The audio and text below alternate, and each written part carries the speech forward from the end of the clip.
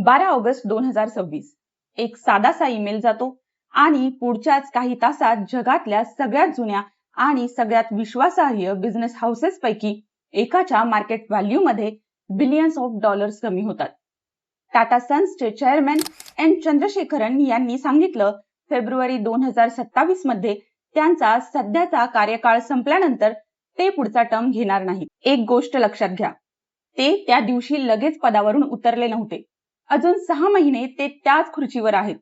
पण फक्त ही बातमी बाहेर येताच जणू कोणीतरी बटन दाबल्यासारखी टाटा ग्रुपच्या शेअरमध्ये लगेच घबराट पसरली.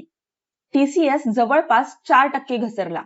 टाटा मोटर्स, टाटा स्टील सारख्या इतर टाटा स्टॉक मध्येही सेलिंग सुरू झाली. रॉयटर्सच्या मते त्या एका दिवसात प्रमुख टाटा स्टॉकच्या मार्केट व्हॅल्यू मध्ये मिळून सुमारे 4.6 बिलियन डॉलरची घट झाली. आता इथे थांबून जरा विचार करा, जो माणूस अजून 6 महिने त्या खुर्चीवर बसणार आहे त्याने फक्त पुढे मी नाही एवढंच सांगितलं, मग एवढी मोठी रिॲक्शन का आली?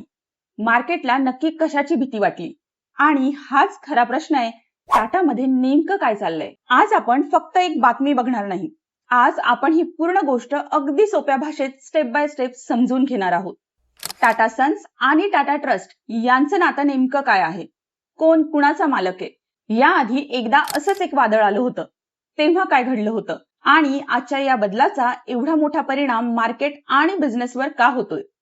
त्यामुळे हा व्हिडिओ शेवटपर्यंत नक्की बघा, कारण या गोष्टीत सत्ता आहे, कुटुंब आहे आणि एक जुना घाव आहे जो अजूनही भरलेला नाही.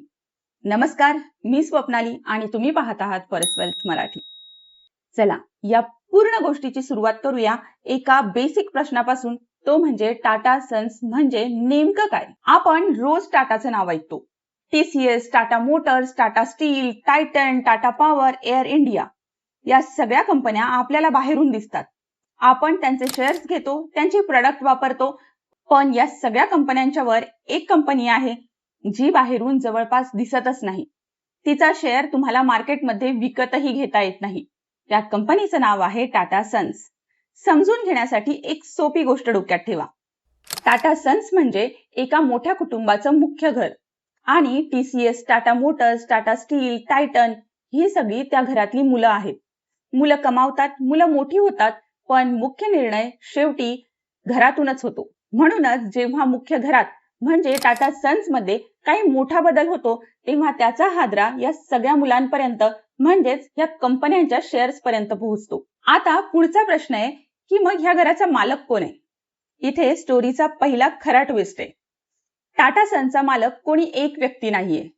टाटा सन्स मधला जवळपास 66% हिस्सा हा टाटा ट्रस्ट कडे आहे, म्हणजेच चॅरिटेबल कामांसाठी बनवलेल्या ट्रस्ट कडे. यातही 2 सगळ्यात मोठ्या ट्रस्ट आहेत. पहिली सर दोराबजी टाटा ट्रस्ट, ह्यांचा जवळपास 28% हिस्सा आहे. दुसरी सर रतन टाटा ट्रस्ट, यांचा जवळपास 23.5% हिस्सा आहे. म्हणजे या 2च ट्रस्टकडे मिळून टाटा सन्सचा निम्म्याहून जास्त मालकी हक्क आहे. आणि उरलेल्या हिश्श्यातला मोठा भाग जवळपास 18% हा शापूरजी पालनजी ग्रुपकडे आहे. बाकीचा छोटासा भाग हा टाटा कंपन्या आणि शेअर होल्डर्स मध्ये विभागलेला आहे. थोडक्यात लक्षात ठेवायचं तर टाटा सन्स त्यांची मालकी मुख्यतः 2 मोठ्या ट्रस्टकडे आणि थोडी शापूरजी पालनजी ग्रुपकडे. आणि हीच रचना पुढे आपल्याला या संपूर्ण स्टोरीचं मूळ दाखवते. कारण एन चंद्रशेखरन यांचा एक्झिट हा एक फक्त चेअरमॅनचा बदल नाही, त्यामागे मुख्य घराचा मालक कोण आणि तो पुढचा निर्णय कोण घेणार हा सगळा खेळ लपलेला आहे. हा खेळ आज पहिल्यांदाच खेळला जातोय असं बिलकुल नाही. या आधीही एकदा याच मालकी हक्काच्या रचनेभोवती एक मोठं वादळ आलं होतं आणि त्या वादळाच्या केंद्रस्थानी नाव होतं सायरस मिस्त्री. आता आपण जरा मागे जाऊया. 2012 साली रतन टाटा निवृत्त झाले आणि त्यांच्या जागी नवीन चेअरमॅन बनले सायरस मिस्त्री. हेच ते शहापूरजी पालनजी घराण्याचे वारसदार, ज्यांच्याबद्दल आपण आत्ताच बोललो होतो. म्हणजे ज्यांच्या कुटुंबाचा टाटा सन्स मध्ये जवळपास 18% हिस्सा होता. सुरुवातीला सगळं ठीक वाटत होतं, पण हळूहळू टाटा ट्रस्ट आणि मिस्त्री यांच्यातल्या कामाच्या नात्यात तणाव वाढत गेल्याच्या बातम्या यायला लागल्या. इथे एक गोष्ट समजून घेणं गरजेचं आहे. याच काळात टाटा सन्सच्या नियमात एक महत्वाचा बदल झाला होता. ट्रस्टने नेमलेल्या डायरेक्टर्सना काही मोठ्या निर्णयांवर एक खास अधिकार देण्यात आला होता. सोप्या भाषेत सांगायचं तर नवीन गुंतवणूक असो किंवा खुद्द चेअरमॅनची नेमणूक किंवा हकालपट्टी, या ट्रस्टच्या डायरेक्टरनी नाही म्हटलं तर तो निर्णय अडकणारच. असं म्हटलं जातं की हा अधिकार रतन टाटा यांनीच आणला होता आणि त्यांनी स्वतः सांगितलं होतं हा फक्त शेवटच्या उपायासाठी आहे, याचा प्रत्यक्ष वापर कधीच होऊ नये. म्हणजे घरातल्या फायर एक्सटिंग्विशर सारखं घरात असावं लागतं, पण ते वापरण्याची वेळ कधीच येऊ नये हीच अपेक्षा असते. पण ऑक्टोबर 2016 मध्ये तीच वेळ आली. बोर्डाच्या एका मीटिंगमध्ये अचानक सायरस मिस्त्री यांना चेअरमॅन पदावरून हटवण्यात आलं. रतन टाटा तात्पुरते चेअरमॅन झाले. मिस्त्री यांनी लगेच आरोप केला. ट्रस्टच्या नॉमिनी डायरेक्टर्सनी त्यांचा तोच खास अधिकार वापरून त्यांना बाजूला सारलं. मग सुरू झाली एक प्रचंड मोठी लीगल बॅटल, जी जवळपास 5 वर्ष चालली. वेगवेगळ्या न्यायालयांतून वेगवेगळे निर्णय आले, कधी टाटाच्या बाजूने तर कधी मिस्त्री यांच्या बाजूने. शेवटी 26 मार्च 2021 रोजी सुप्रीम कोर्टने अंतिम आणि निर्णायक निकाल दिला.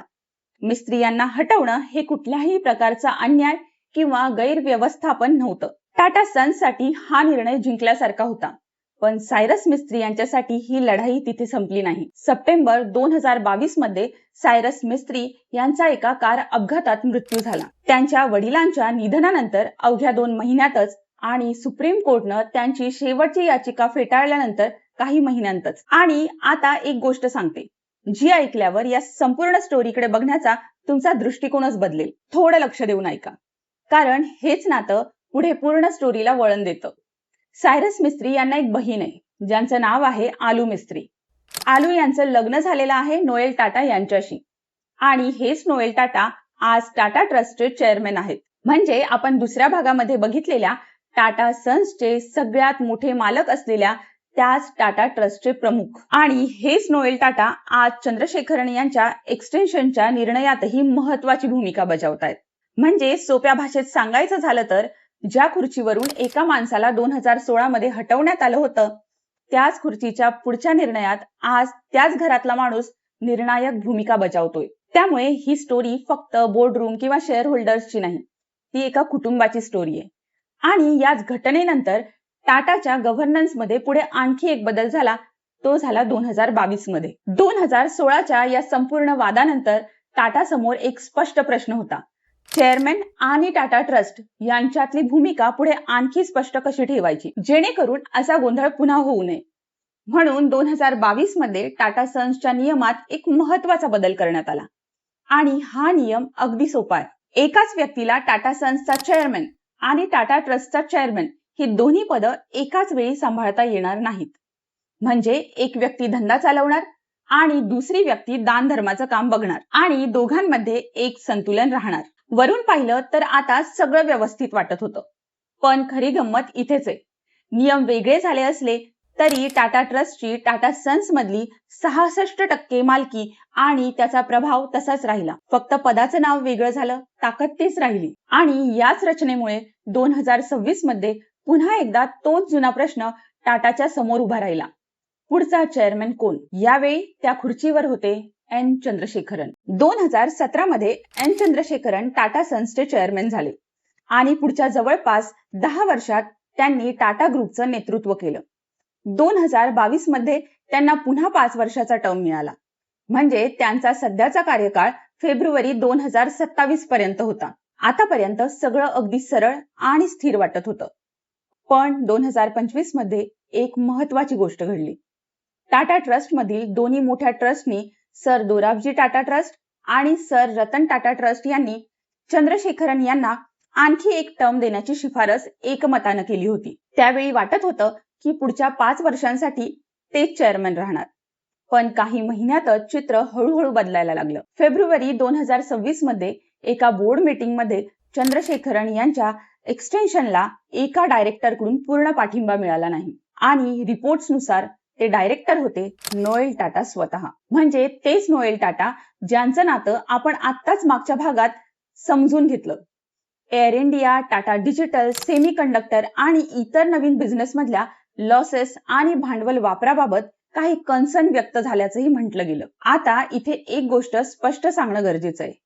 या मतभेदांमुळे चंद्रशेखरन यांनी एक्झिटचा निर्णय घेतला असं आपण ठामपणे म्हणू शकत नाही. आपल्याकडे पब्लिकली कन्फर्म फक्त एवढंच आहे की 12 ऑगस्ट 2026 रोजी चंद्रशेखरन यांनी पुढचा टर्म सीक करणार नसल्याचं जाहीर केलं आणि त्यांचा सध्याचा टर्म 20 फेब्रुवारी 2027 ला संपणार आहे.